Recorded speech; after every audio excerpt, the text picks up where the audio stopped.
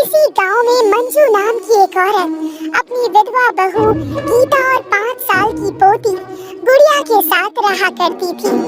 मंजू का पति अशोक और मंजू का बेटा प्रत्येक दिन पास ही के जंगल से लकड़ियां काट कर उसे लोड करके शहर में बेचने का काम किया करते थे।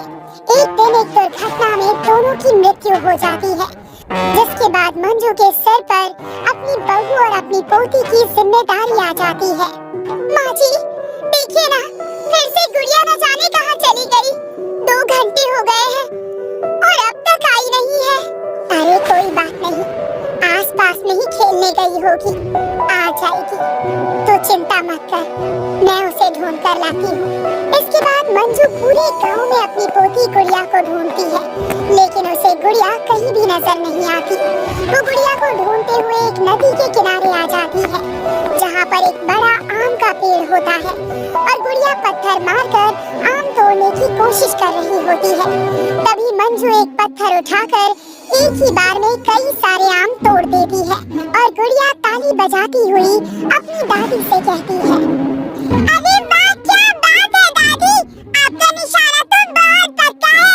आपने एक ही बार में कितने सारे आम तोड़ दिए। हाँ, क्यों नहीं, आम के पेड़ से मेरा बहुत पुराना रिश्ता है। कैसा रिश्ता दादी? जब तेरे दादा जिंदा थे तो उन्होंने और मैंने ही इस आम के पेड़ को लगाया था और तेरे पिता श्याम इस पेड़ के नीचे झूला डालकर झूला करते थे और खूब खेला करते थे यहाँ पर। ये पेड़ तो सच में बहुत सुंदर है। अब से इस पेड़ के आसपास मैं भी रोज खेला करूँगी। इसके बाद मंजू और गुड़िया घर आ जाते हैं और गुड़िया को गीता लोरी गाकर सुला देती है। माँ जी, गुड़िया को तो किसी तरह भीगे चावल खिलाकर सुला दिया है, लेकिन कल का गुजारा कैसे करेंगे हम? घर में बिल्कुल भी अनाज नहीं है। तो बिल्कुल फिक्र मत कर गीता, पहले तेरे ससुर और तेरे पति लकड़ियां शहर बेचा करते थे, पर अब मैं खुद जंगल से लकड़ियां काट कर उन्हें आसपास के गांव में बेच कर आऊंगी।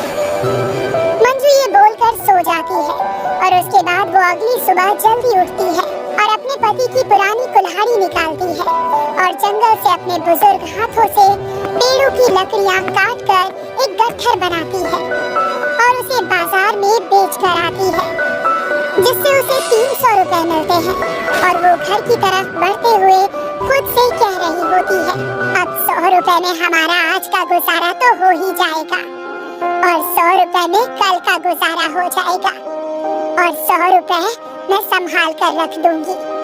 मंजू ये बोलकर चल रही होती है कि तभी एक आदमी भागता हुआ आया और उसके हाथ से पैसे छीनकर भाग गया। अरे कोई रोको उसे, अरे वो मेरे पैसे लेकर भाग गया कलमुहा। मंजू अपने बूढ़े कदमों से उस चोर को पकड़ने की कोशिश करती है, लेकिन वो एक बड़े से पत्थर से टकराकर वहीं पर गिर जाती है और उसके सिर से खून निकलने लगता है और वो खून से लथपथ हो जाती है। आहा! मेरा सर! मेरा सारा पैसा वो चोर ले गया। अब मेरा क्या होगा? मेरे घर वाले क्या खाएंगे? मंजू ये बोलकर बहुत रोती है और रोते रोते अपने घर आ जाती है। जिसके बाद मंजू घर आकर गीता को सारी बातें बताती है और मंजू रोते रोते सो जाती है, लेकिन चिंता में गीता को भी नींद नहीं आती। जिसके बाद अगले दिन गीता अपने पड़ोस में रहने वाले मोहन को लेकर आम के पेड़ के पास जाती है और मोहन को आम के पेड़ के ऊपर चढ़ा देती है और मोहन जोर जोर से पेड़ हिलाता है और बहुत सारे आम गिरने लगते हैं। अरे मोहन जी, जरा आराम से, एक आम मेरे सिर पर आकर लगा और मेरा सिर लाल हो गया है, देखिए जरा। अरे भाभी, माफ करना, रुको। लगता है आप मुझे घर नहीं अस्पताल पहुंचाना चाहते हैं। मेरी तो आंखें ही फोड़ दी आपने। हाय हाय, मुझ बुढ़िया का सिर फोड़ दिया तुम दोनों ने। अरे इस समय तुम ये पेड़ हिलाकर आम क्यों तोड़ने पर लगे हो? मोहन, नीचे उतर अभी, वरना छड़ी से तुझे तो लगाऊंगी। अरे बाप रे, काकी, मुझे कुछ भी मत कहो। ये सब कुछ मुझे आपकी बहू ने करने को कहा था। तो सब सच बता, क्यों तोड़ रहा है ये आम? माँ जी, ये सारे आम मैंने मोहन से इसलिए तुड़वाए क्योंकि मैं चाहती हूँ कि हम इन आम को ठेले पर बाजार में बेचें और इससे आपको मेहनत भी कम करनी पड़ेगी और मैं आपका साथ भी दे पाऊंगी। कभी ठेला आप लगा लेना तो कभी मैं लगा लूंगी। इन सब के बारे में हम सुबह बात करेंगे। फिलहाल तुमने बहुत सारे आम नीचे गिरा दिए हैं, इन्हें एक जगह जमा कर देते हैं और सुबह मैं उठा ले जाऊंगी। मंजू ये सब बोलकर गीता को लेकर और मोहन को लेकर अपने अपने घर की तरफ चली जाती है। लेकिन इस समय गांव का चौकीदार गांव में पहरा दे रहा होता है। जागते रहो, जागते रहो। ओ श्री कलाना, यहाँ कोई मर्द नहीं है कलाना। ओ भूत कलाना, यहाँ कोई चुड़ैल नहीं है कलाना। अरे बाप रे, इतने सारे आम यहाँ पर किसने जमा कर दिए? और ये तो बहुत अच्छे लग रहे हैं। एक काम करता हूँ, खुद ही नाम को चुरा लेता हूँ। वैसे भी एक चौकीदार ने चोरी की है, इस बात को कौन यकीन करेगा? इसके बाद वो चौकीदार कुछ बोरियां लेकर आता है और उन आमों को उन बोरियों में भरने लगता है। लेकिन वो जैसे ही आमों को बोरियों में भरता है, वैसे ही वापस बोरियों से आम बाहर निकलकर ढेर लग जाते हैं। अब चौकीदार घबरा जाता है। अरे ये क्या बवाल है? मैं सारे आमों की बोरी भर रहा हूँ, बोरी में से आम अपने आप बाहर कैसे आ रहे हैं? तभी उसे तेज हवा चलती हुई नजर आती है और उसके सामने पेड़ से दो परछाई निकलती है। अरे बाप रे, कौन हो तुम? यहाँ एक बार में एक फ्री का ऑफर चल रहा है का? एक भूत से मेरी जान नहीं निकली तो दो आने की क्या जरूरत थी? ए, हमरा सर फोड़ के मानोगे का?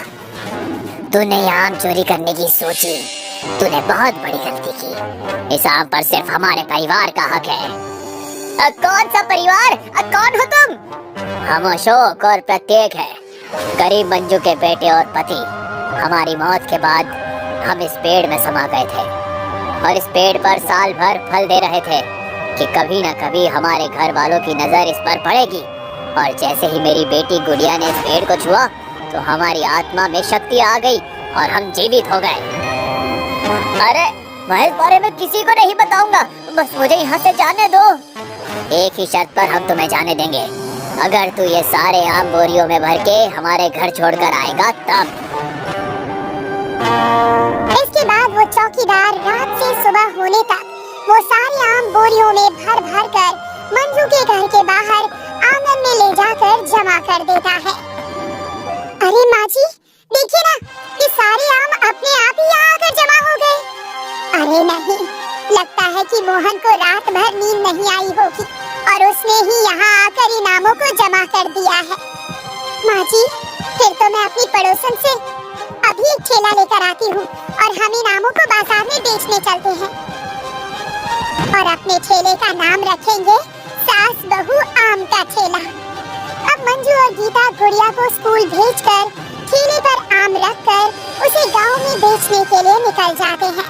तभी एक आदमी आम खरीदने के लिए आता है और वो आम तुलवाने लगता है। तभी उसकी पत्नी वहाँ आकर कहती है, अरे नहीं नहीं अम्मा, हमें नहीं चाहिए आपका आम। ये क्या कर रहे हैं आप? रहने दीजिए, छोड़िए इन आमों को। अरे भाभी, क्या बात हो गई? आप ऐसा क्यों कह रही हैं? बस बस भाभी, हमें बेवकूफ मत बनाइए। पूरा गांव जानता है कि ऐसा कोई आम का पेड़ नहीं होता जिस पर साल भर आम आते हो। लेकिन जिस आम के पेड़ के आम आप बेच रही हैं, उस पर साल भर आम आता है। अरे मैंने तो किसी के मुंह से ये भी सुना है कि उस पेड़ पर आत्माओं का वास है। हमें नहीं चाहिए ऐसे आम। ये बोलकर वो औरत अपने पति का हाथ खींचकर उसे ले जाती है। जिसके बाद मंजू और गीता पूरा दिन धूप में इधर उधर घूम घूम कर आम बेचते हैं, लेकिन कोई भी उनसे आम नहीं खरीदता। वो दोनों निराश होकर घर आ जाती है। कुछ दिन गुजरते हैं। एक रात जब गीता, मंजू और गुड़िया तीनों खाना खा रहे होते हैं तो गुड़िया कहती है, अरे वाह माँ, ये अचार तो बहुत ही बढ़िया बनाया है आपने। हाँ बहू, सच में ये अचार तो बहुत ही अच्छा है, लेकिन तूने इतना अच्छा अचार बनाना कब सीखा और अचार तूने बनाया कब? माँ जी, घर में बहुत सारे आम पड़े थे और आम खराब हो रहे थे, इसीलिए मैंने थोड़े आम का अचार डाल दिया, क्योंकि अचार कई महीनों तक खराब नहीं होते, तो हमारे खाने के काम में भी आ जाएगा। ये तो तूने बहुत अच्छा काम किया। ये अचार तो सच में लाजवाब है। माँ जी, मैं सोच रही थी कि क्यों ना हम सारे आम का अचार बनाकर उसे बाजार में ले जाकर बेचें। लोग आम तो नहीं खरीद रहे, लेकिन अचार तो लोग खरीद ही लेंगे, और अगर कोई ना भी खरीदेगा तो वो महीनों तक खराब नहीं होंगे। गीता मंजू की इस बात पर हामी भर देती है, जिसके बाद वो मोहन को भी साथ ले लेते हैं। मोहन के पास एक साइकिल थी। इधर गीता, मंजू और गुड़िया तीनों बैठकर कई दिन के मेहनत के बाद बहुत सारा अचार बनाकर तैयार कर लेते हैं, और मोहन उन्हें शहर में ले जाकर कई व्यापारियों को बेचता है। आज तो मैंने ढेर सारे आम के अचार के डिब्बे बेच दिए। अब जल्दी से खबर जाकर भाभी और काकी को बताता हूँ, और दोनों को ये भी बताऊंगा कि मुझे शहर में एक बहुत बड़ा व्यापारी मिला है जो कि बहुत सारा आम का अचार खरीदना चाहता है। इसके बाद मोहन आकर उन्हें सब कुछ बताता है और दोनों बहुत खुश होते हैं। मोहन बहुत सारा अचार शहर में बेच देता है, जिसके बाद मंजू और गीता व्यापारी को देने के लिए बहुत सारा अचार बनाने के लिए आम के पेड़ के पास जाते हैं, और आम के पेड़ को जमींदार और उसका एक आदमी खड़े होकर काट रहे होते हैं, और पास में गांव का चौकीदार भी खड़ा होता है। ये देखकर मंजू जमींदार के पैर पकड़कर कहती है, जमींदार जी, ये पेड़ मत काटिए, ये मेरे पति और मेरे बेटे की आखिरी निशानी है। अगर आप ये पेड़ काट देंगे तो हमारा रोजगार भी हमसे छिन जाएगा। कुछ भी हो जाए, आज ये आम का पेड़ काट के ही रहूंगा।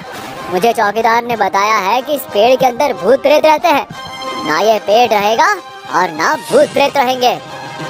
जमींदार जी, आप इस पेड़ को मत काटिए। इस आम के पेड़ ने कभी किसी को परेशान नहीं किया है। जरूर इस चौकीदार ने इस पेड़ को कोई नुकसान पहुंचाने की कोशिश की होगी, तभी चौकीदार को उस पेड़ ने परेशान किया। तुझे जो बोलना है बोल ले, लेकिन ये पेड़ आज कट के ही रहेगा।